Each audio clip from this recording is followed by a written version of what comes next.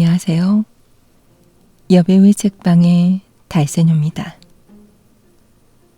오늘 달세뇨가 읽어드릴 신간도서는 유노북스에서 펴내고 고려대학교를 졸업하고 현재 비즈니스 커뮤니케이션 전문가로 활약 중인 김범주님이 써낸 지옥에 다녀온 단테입니다.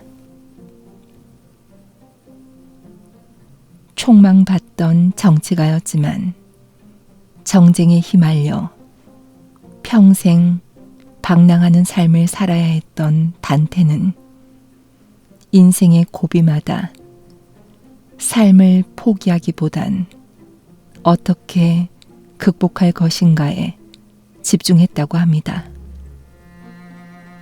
특히 인생의 절반쯤 왔을 때 유배를 떠나게 된 단테는 인간과 인생에 대한 깊은 고찰을 시작하고 그렇게 탄생한 작품이 바로 신곡인데요. 단테의 자전적인 소설인 신곡의 사후 세계관을 통해 현재 우리에게 필요한 인생의 해답들을 담은 책이 바로 오늘 읽어드릴 지옥에 다녀온 단테입니다. 지금 우리의 인생이 괴로운 이유는 무엇일까요? 현실 지옥에서 벗어나 희망과 행복이 넘치는 인생을 살기 위해 우리는 어떤 삶의 태도를 취해야 할까요? 이 책 지옥에 다녀온 단테는 탐욕, 분노, 폭력, 배신 등 단테의 신곡에 나오는 지옥에 오게 된 죄인들의 죄와 고통을 살펴봄으로써 후회하지 않는 인생을 살기 위한 해답을 제시해주고 있습니다. 이 책은 총 6챕터로 이루어져 있는데요. 오늘 달세뇨는 첫 번째 챕터, 지옥의 문턱에서 죽었다 살아난다면 어떻게 살 것인가를 읽어드리겠습니다. 그럼 달세뇨가 읽어드리는 지옥에 다녀온 단테 시작하겠습니다.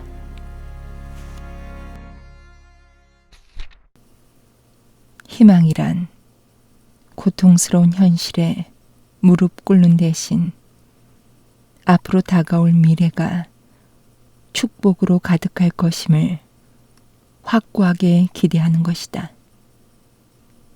천국편 제25곡. 인생은 연극이다.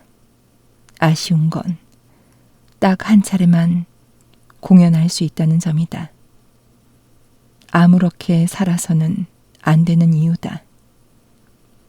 단 한 번뿐인 인생을 아무렇게나 살고 싶지 않기에 오늘도 사람들은 자신에게 스스로 묻는다.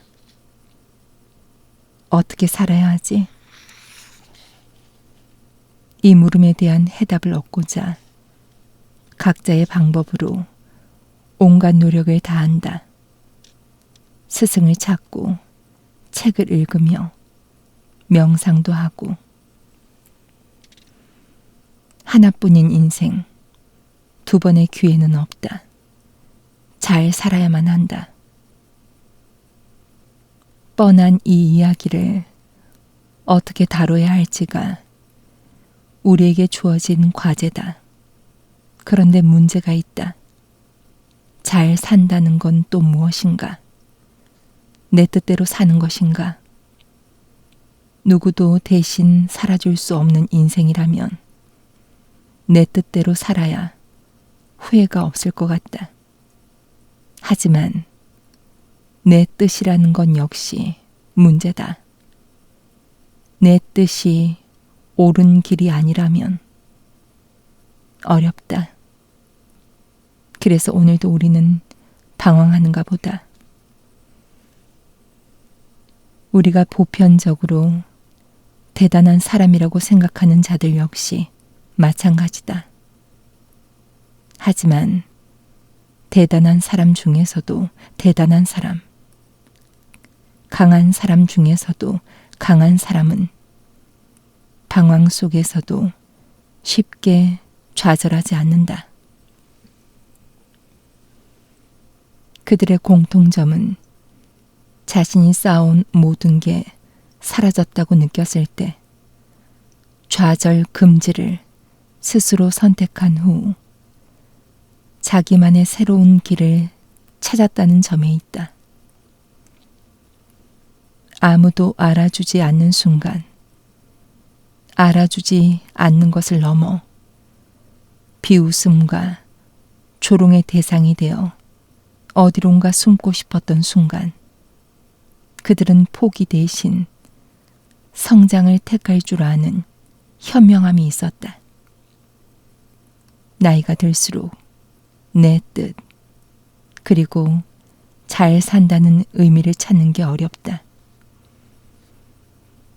어둡고 깊은 숲속에서 길을 잃고 방황하는 듯한 건 단테만 받은 느낌이 아니다.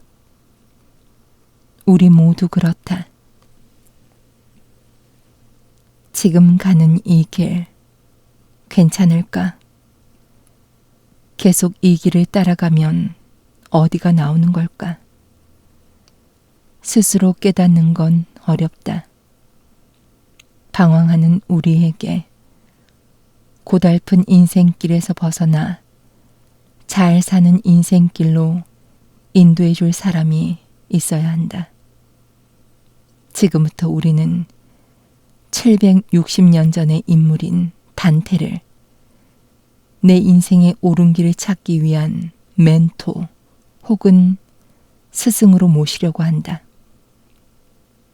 그 당시 단테 역시 신곡에서 자신을 이끌어줄 선생님으로 베르길리우스라는 인물을 성각자로 모셨다. 우리에게도 단테에게도 스승이란 자기 자신을 강하게 만들고자 한다면 반드시 있어야 할 존재다. 로마 최고의 시인 베르길리우스와 젊은 시절 짝사랑했던 베아트리체의 인도를 받아 사후세계인 지옥, 연옥, 천국을 여행하는 단테의 이야기가 신곡이다.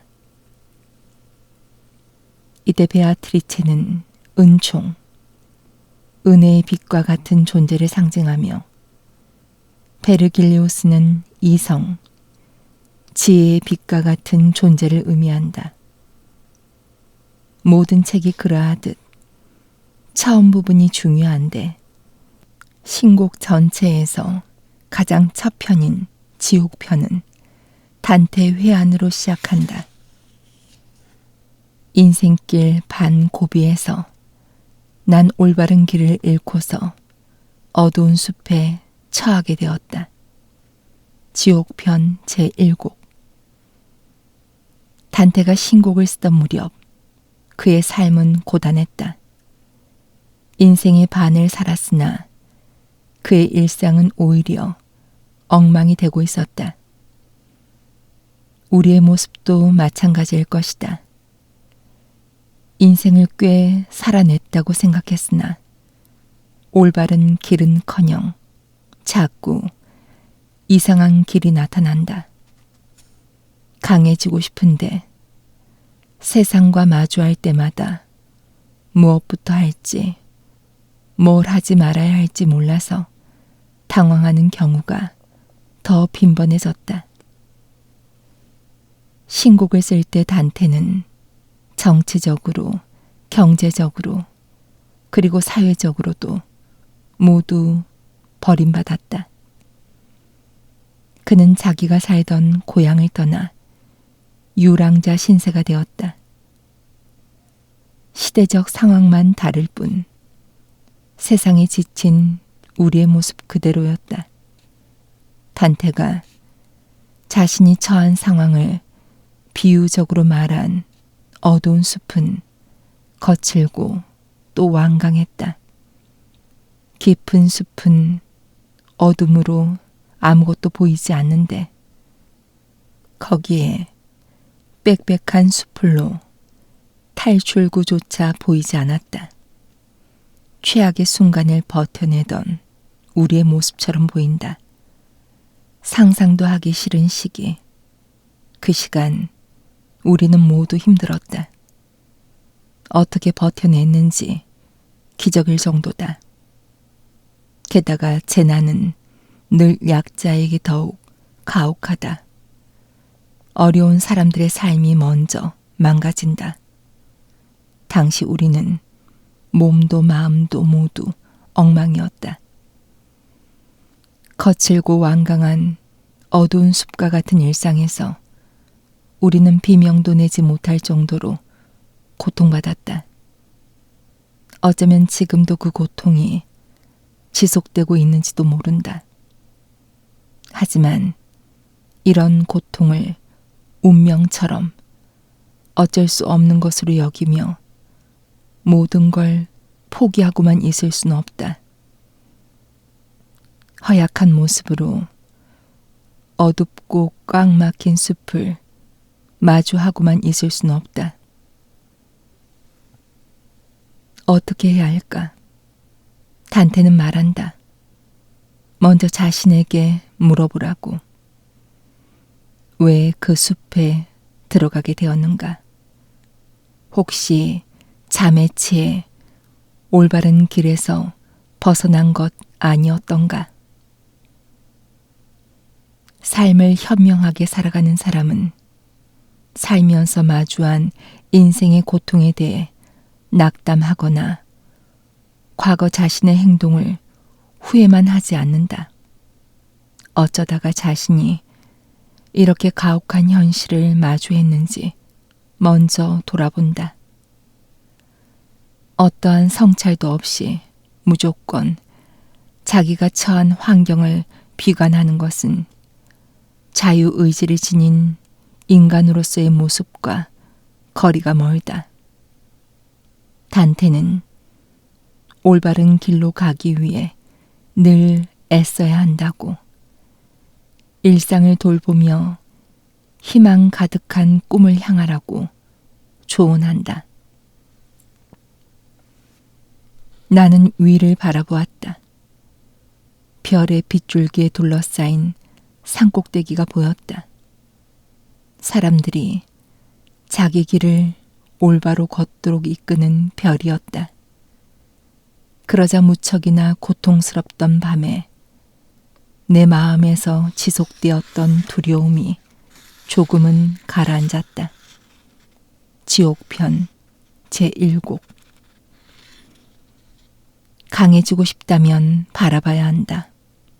무엇을 볼 것인가? 내 마음속의 별. 마음속에 자기만의 별 하나도 간직하지 못하고 있다면 우리는 팍팍한 현실에 주저앉을 수밖에 없다. 절대 강해질 수 없다. 눈이 덮인 산은 매력적이다. 하지만 설산에는 윤형 방황이라는 위험이 있다. 윤형 방황에서 유는 수레바퀴를 뜻하고 방황은 헤매고 다니는 모습을 가리키는데 한마디로 수레바퀴처럼 계속 돌아가며 헤매는 것을 의미한다. 특히 눈을 가리고 걷거나 사막처럼 사방이 똑같은 곳을 걷게 되면 직선으로 가지 못하고 결국 제자리로 돌아오는데 눈 덮인 산에서 등산하는 사람들이 마찬가지로 겪는 현상이다. 언젠가 알프스에서 폭설로 행방불명된 등산가가 2주 가까이 만에 구조됐는데 훗날 그는 이렇게 말했다. 매일 12시간 이상을 하산하기 위해 걸었습니다. 하지만 그는 길을 잃기 시작한 장소에서 단지 반경 6km 안에서 빙빙 돌았을 뿐이었다. 눈 덮인 산이 마치 사람이 눈을 가리고 걷는 것처럼 방향 감각을 잃게 만든 것이다. 설산에서 윤형 방황을 극복하는 방법은 두 가지가 있다. 하나는 나침반 혹은 북극성 등 기준을 잡아 방향을 찾는 방법이다. 다른 하나는 불안 및 과로로 인한 인지 능력의 저하를 최소화하기 위해 30보쯤 걷고 난 후 마음을 다시 잡고 걷는 것이다. 우리도 마찬가지 아닐까? 더 나은 삶을 원하는, 더 강하게 살고자 하는 우리 삶의 힌트 하나를 얻을 수 있다. 내 인생의 나침반 혹은 내 일상의 북극성을 찾아야 한다. 이때 나침반, 북극성을 어떻게 찾아야 할지가 다시 문제다. 감히 말하자면 신곡이 해답을 줄 것이다. 지옥, 연옥, 그리고 천국에 이르는 과정에서 단테가 우리에게 말하는 화두를 나만의 나침반, 나만의 북극성으로 삼는다면 우리는 불안과 좌절, 허무에 빠지는 대신 새롭게 살아갈 의지를 키워낼 수 있을 것이다. 그렇다면 단테가 말하는 내 인생의 나침반 혹은 내 일상의 북극성은 무엇일까? 단테는 신곡의 천국편을 통해 그 해답을 제시한다. 윤형 방황을 끝내고 삶의 방향을 찾고자 한다면 더 강한 모습으로 자신을 설계하고자 한다면 희망을 품어야 한다고. 어려운 순간에서조차 절대 희망을 잃지 말라는 게 단테의 조언이다. 아무리 절망스럽더라도 어떻게 해서든지 다음 순간에는 축복이 있을 것임을 의심치 말아야 한다. 우리가 어떻게 살 것인가에 대한 고민의 해답은 미래에 대한 무한의 긍정성이 될 것이다. 하나의 희망이 사라졌다고 절망할 이유는 없다. 또 다른 희망을 만들어서 걸어가면 된다. 새로운 길을 걸어가는 힘은 희망을 품는 힘과 같다. 단테가 말하는 나를 강하게 만드는 것, 즉 희망을 찾아내고 희망을 향해 걸어가야 한다는 걸 알았다면 우리에게 남는 과제는 그곳을 향해 지금 당장 발걸음을 옮기는 일이다. 의지만 품는다고 되는 게 아니다. 움직여야 한다. 신곡의 시작인 지옥편 제1곡의 끝 역시 베르길리우스의 뒤를 따르려는 단테의 의지로 끝을 맺는다. 그가 움직였고 나는 그 뒤를 따랐다.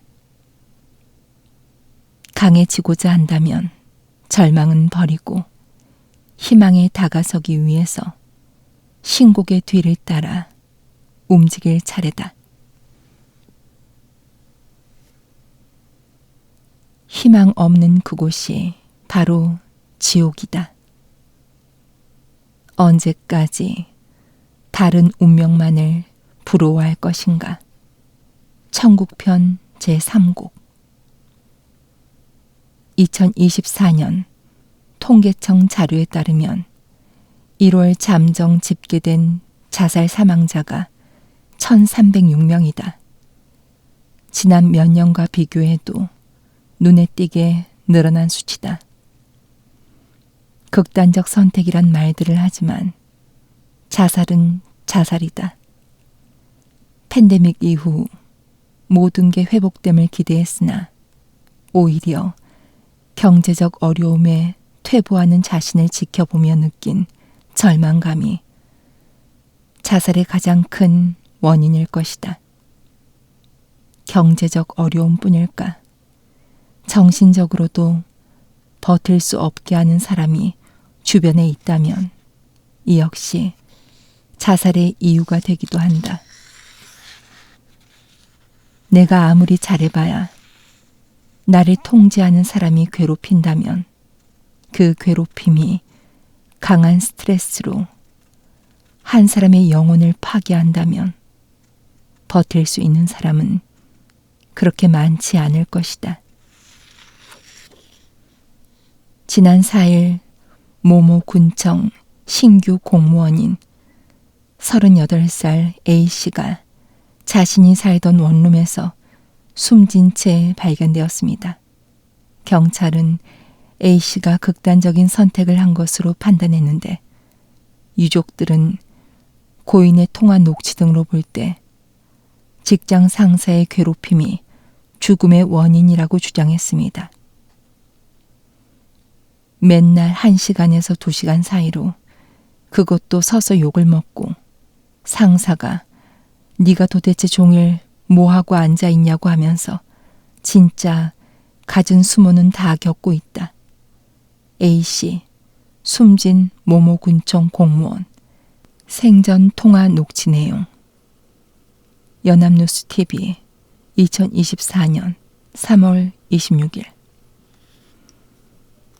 정신적으로 황폐해진 사람이 선택할 수 있는 탈출구로 자살이라는 방법밖에 없었다는 게 서글프다. 더는 있고 싶지 않은 곳, 한마디로 지옥과 같은 곳에서 버틸 수 없었던 거였다. 우리는 위의 기사를 통해 단테가 말한 지옥이란 곳을 어렴풋이 알 수 있다. 지옥이란 뜨거운 곳, 차가운 곳, 어두운 곳도 아닌 희망이 없는 곳이다. 단테가 말하는 지옥은 희망이 없는 곳이다. 그 희망 없음의 강도는 잔인하다. 지옥에서의 희망 없음이란 죽음의 희망조차 없음을 말한다. 즉, 죽는 것조차 마음대로 되지 않는 곳이 지옥이다. 지금 우리에겐 어떤 희망이 있는가? 희망의 종류는 일단 무관하다. 희망이 있음을 인정하는 것만으로도 우리의 삶은 최소한 지옥 같지는 않을 것이다. 물론 무한정의 희망이 무조건 옳다고만 할 수는 없다. 예를 들어 인간은 하늘 높이 날기를 욕망한다. 하늘을 나는 새를 보며 자유롭다고 말하고 그것을 동경한다. 하지만 그리스 신화에 나오는 이카로스에 관한 이야기를 보면 자유란 위험이 따름을 알 수 있다. 이카로스의 아버지는 충고했다. 너무 높이 날면 태양의 뜨거운 열에 밀랍이 녹으니 높이 올라가지 마라. 하지만 이카로스는 아버지 당부를 잊고 태양을 향해 날아가다가 날개가 녹아서 떨어져 죽는다. 무절제 혹은 지나친 희망이 독이 된 셈이다. 그렇다면 이카로스의 삶은 실패했을까? 글쎄, 최후의 순간에 아차했을 수도 있겠으나 그의 삶 전체는 희망과 동경을 바라볼 줄 아는 활력과 의지로 가득한 시간과 공간이 아니었을까. 단테에 따르면 이카루스는 최소한 지옥의 삶을 산 건 아니었다. 단테의 여행은 지옥에서부터 시작됐다. 역사상 최초의 지옥 전문가라고 단테를 일컬어도 괜찮지 않을까. 단테, 그리고 지옥, 이와 관련한 예술품이 있다. 우리가 익히 듣고 봐서 알고 있는 생각하는 사람이라는 조각상이 그것이다. 프랑스 정부는 1871년 화재로 타버린 파리의 감사원 청사 자리에 미술관을 짓는다. 이때 입구에 화려한 조각상을 설치한다. 단테의 신곡에서 영감을 얻어 수백 명을 조각했는데 특히 지옥에 관련된 조각을 많이 해서였는지 지옥의 문으로 이름 붙여졌다. 조각가 르네 프랑스와 오기스트 로댕의 작품으로 출입구 위쪽 끝에 걸터 앉은 생각하는 사람이 유명하다. 그런데 웅크리고 앉아 생각에 잠긴 이 남자의 정체가 단테라고 한다. 지옥을 물끄러미 바라보는 단테는 무슨 생각을 했을까? 그 생각의 결과가 우리가 읽고 있는 신곡의 지옥편일 것이다. 단테는 수백 년이 지나 자신을 모델로 한 조각상이 그것도 지옥의 문으로 이름 붙여진 출입구에 만들어질 걸 예상했을까?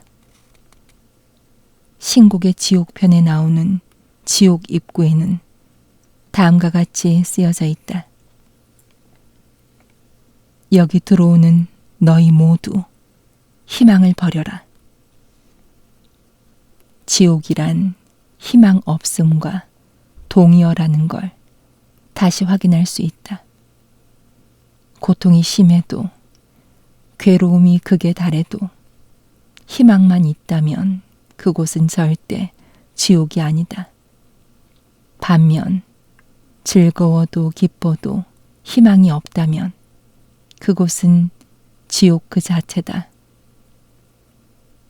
지옥에서 처절하게 울부짖는 자들을 보며 단테가 베르길리우스에게 어떤 고통을 받기에 지옥에서 이들이 이토록 처절하게 울부짖는지요? 라고 묻자 들은 대답 역시 그러했다. 여기 있는 이들은 죽음의 희망조차 없다. 앞을 볼 수 없는 생활이 너무도 절망스럽기에 언제나 다른 운명만을 부러워한다.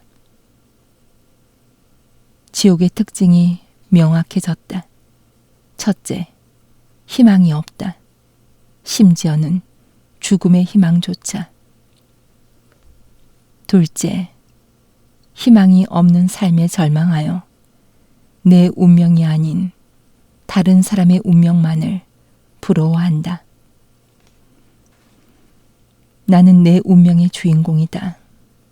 내가 인생이라는 사건의 한복판에 있다. 그러므로 내 운명을 두고 바깥에서 팔짱 끼고 바라보는 구경꾼처럼 행동하는 건 옳지 못하다.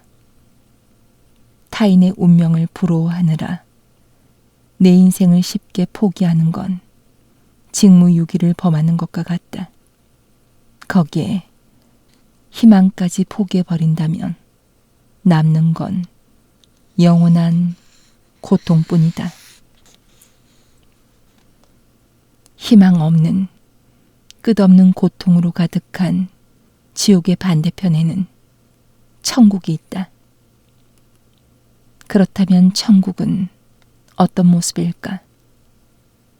희망 있음 이외에 또 어떤 특징이 있을까? 천국편 끝맺은 부분에 이런 말이 나온다. 내 소망과 의지는 이미 일정하게 돌아가는 바퀴처럼 태양과 다른 별들을 움직이시는 사랑이 이끌고 있었다. 천국편 제33곡. 지옥의 특성을 반대로 하면 천국의 모습이 될 것이다.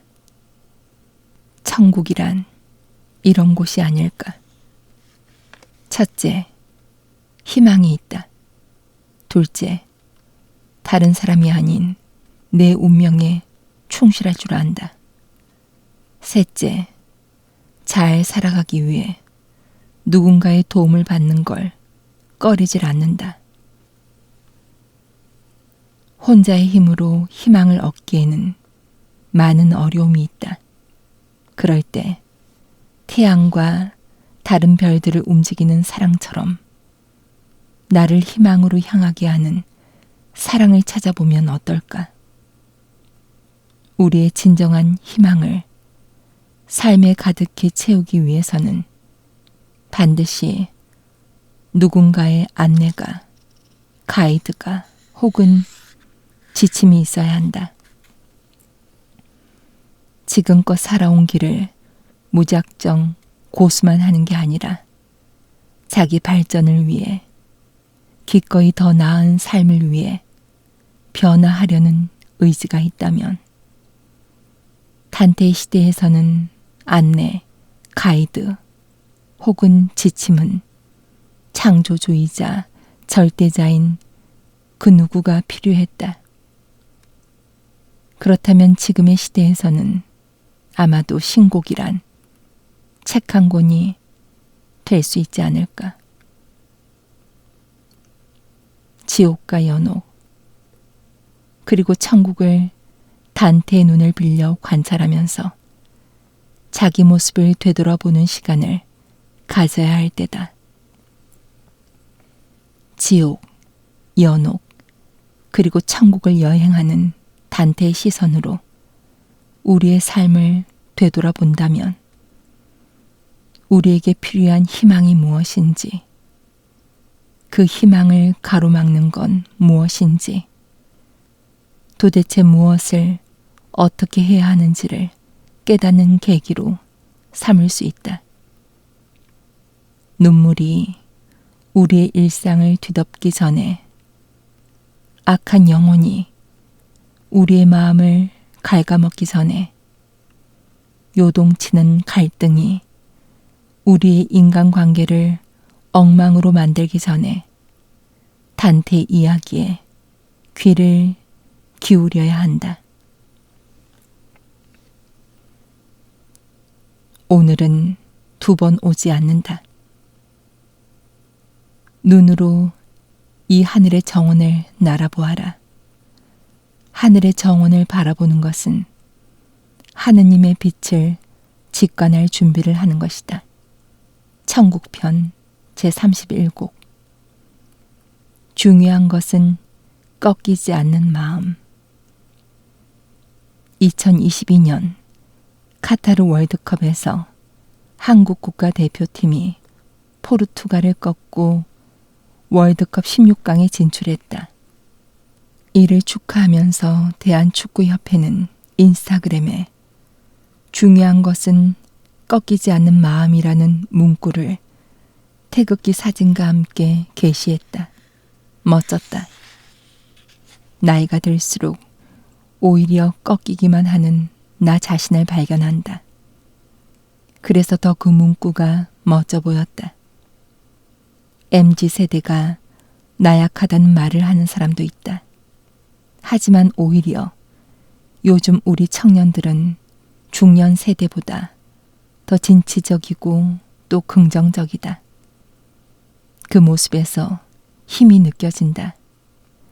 대한민국의 새로운 가치로서 중꺾마의 정신이 가득하기를 한편으로 바라는 바다. 꺾이지 않는다는 것은 무엇일까? 중도에 포기하지 않는 것을 말한다. 성공의 반대말은 실패가 아니다.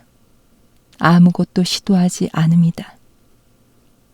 우리에게 필요한 건 새로운 도전에 거침이 없는 여유로우면서도 강렬한 의지다.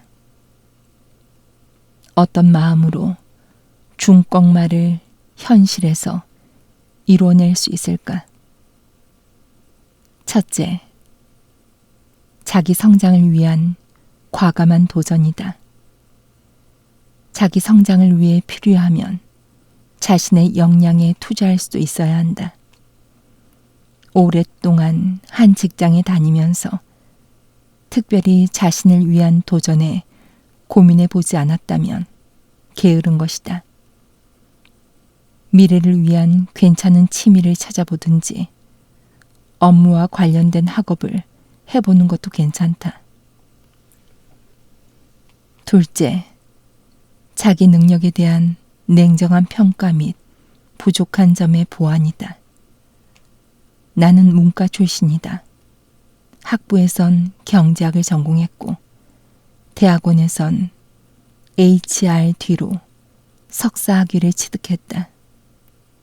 그 과정에서 나 자신에게 부족했던 관계 회복 능력, 커뮤니케이션 역량 등을 배웠고 그 결실로 수많은 도서를 출간했다.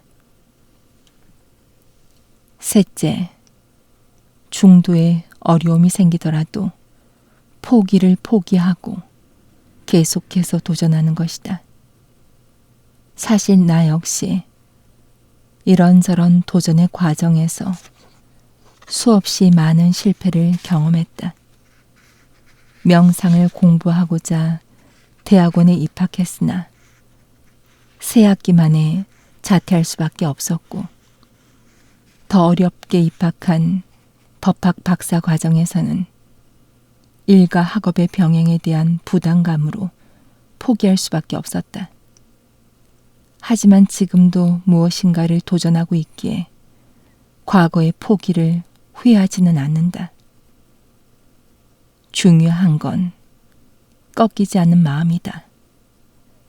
취업 준비 과정에서 나에게 도움을 요청했던 한 젊은 친구가 있었다.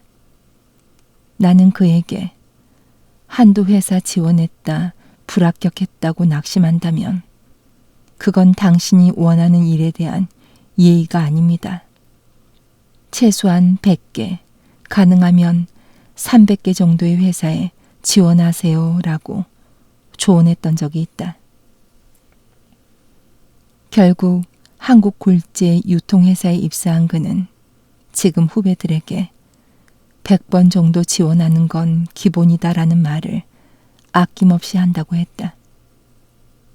수십 수백 곳에 지원하여 불합격했지만 계속해서 도전하는 모습, 실패를 거듭하면서 왜 불합격했는지 나름대로 원인을 분석한 다음 지원서에 더 보완하면서 자기 성장을 이루는 모습이 우리가 지녀야 할 삶에 대한 태도다. 그리고 끊임없이 새로운 도전을 해야 한다.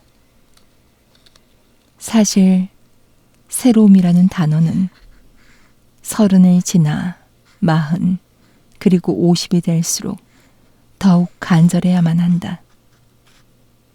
잃었던 젊음의 감각은 나이가 들수록 그리워지고 새로운 부활은 오히려 절실한 존재다.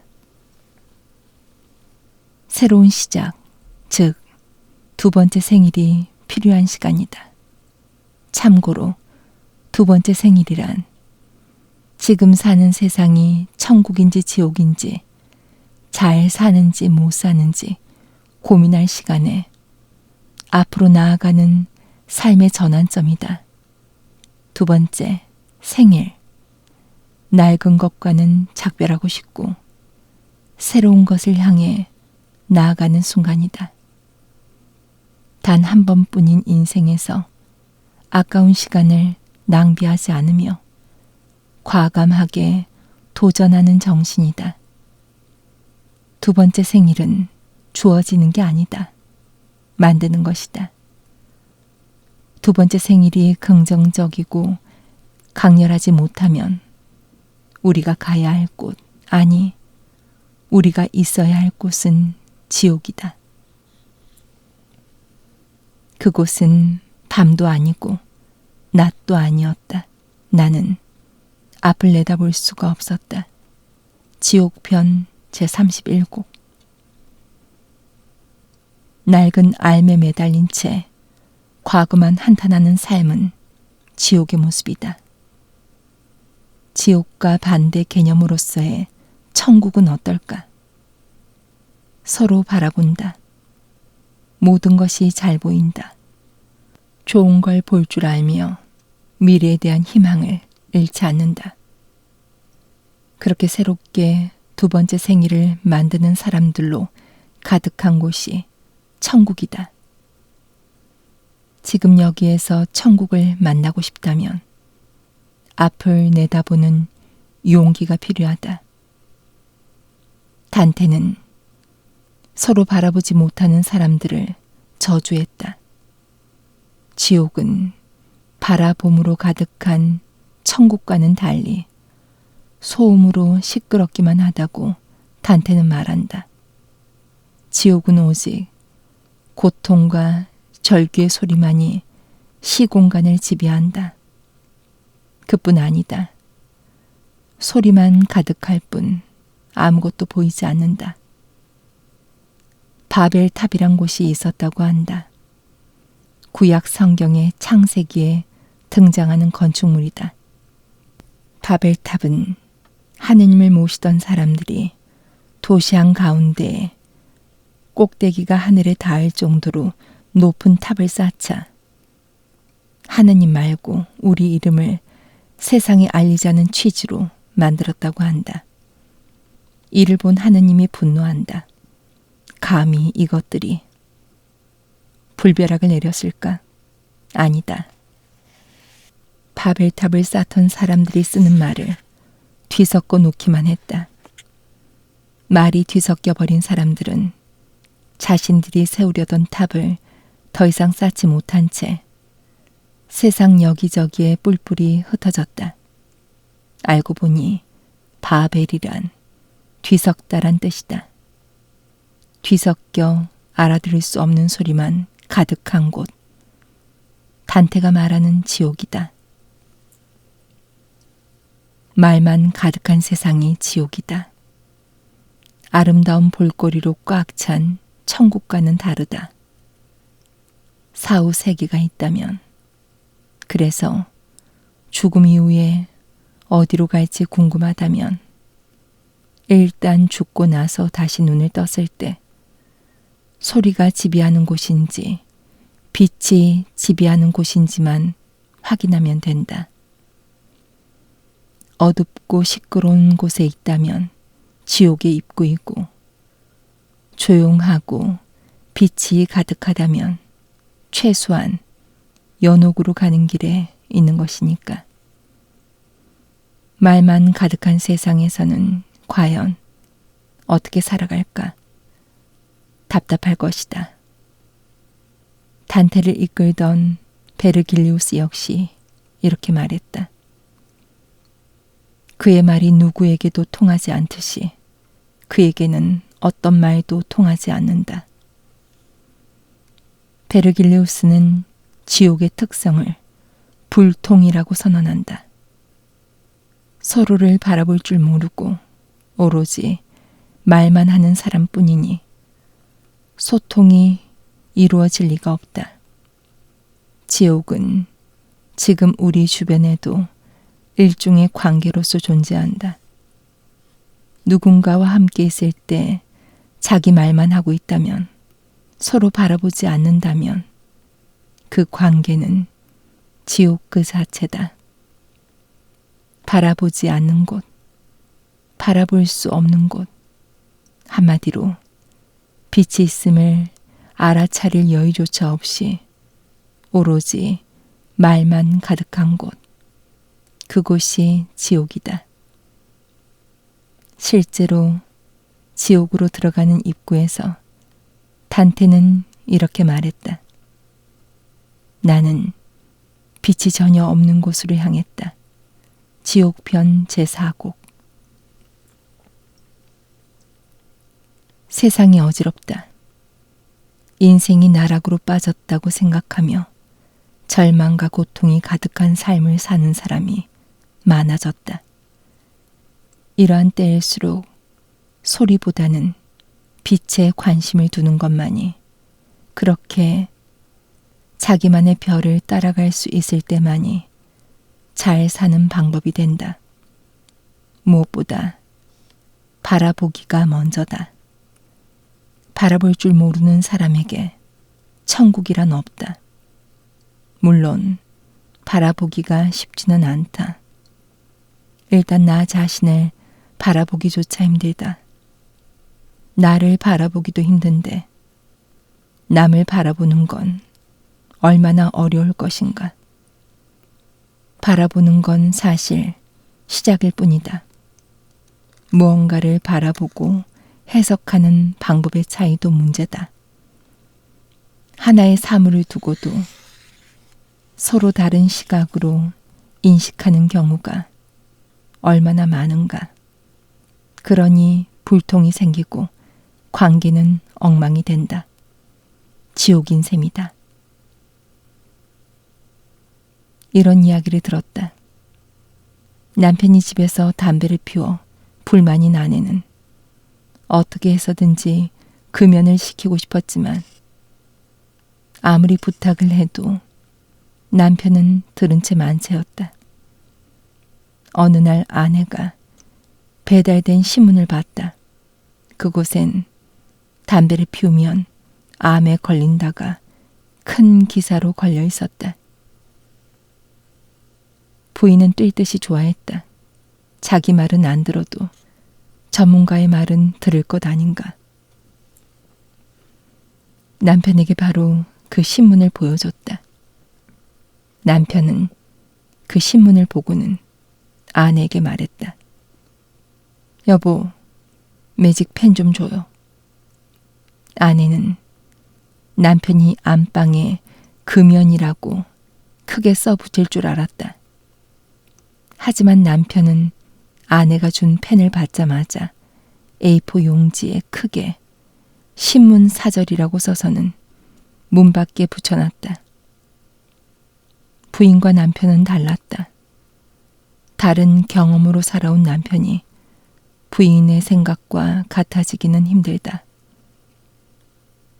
나와 다른 경험을 지닌 사람들은 하나를 보더라도 그 해석을 달리한다. 그러니 어떻게 보는가도 당연히 중요하다. 하지만 그렇다고 해서 바라보기조차 포기해선 안 된다. 바라보지 못하는 순간 나를 대하는 세상도 내가 대해야 하는 세상도 모두 지옥으로 변해버리기 때문이다. 일상에서도 그렇다. 상대방과 마주할 때 상대의 얼굴이 보이기보다 상대의 말만 들린다면 그건 관계의 지옥이다. 천국은 함께할 때, 서로 바라볼 수 있을 때 가능한 곳이다. 한 번밖에 주어지지 않는 삶에서 서로 바라보며 서로 격려하며 함께 살아가는 게 옳다. 지금 삶에서 말만 넘쳐 흐른다는 걸 깨달았다면 어디를 바라보고 있는지, 어떻게 바라보고 있는지 잠시 멈춰서 생각해 봐야 한다. 그때 우리는 부활할 수 있다. 거듭남, 즉 두 번째 생일을 꿈꿀 수 있는 셈이다. 천국편 끝부분에 나오는 이야기다. 눈으로 이 하늘의 정원을 날아보아라. 하늘의 정원을 바라보는 것은 하느님의 빛을 직관할 준비를 하는 것이다. 바라본다는 건 하나의 자아가 아니라 여러 자아를 함께 품을 줄 아는 자세다. 인생에서 길을 잃고 헤매는 자신을 발견했다면 내 입에서 나오는 말들의 양 그리고 질을 살피되 한편으로 주변에서 나를 바라보는 사람들을 얼마나 따뜻한 눈으로 대하고 있는지 확인해야 한다. 소리, 아니 소음은 줄이고 바라보는 횟수를 늘려야 한다. 두 번째 생일을 위해서라도.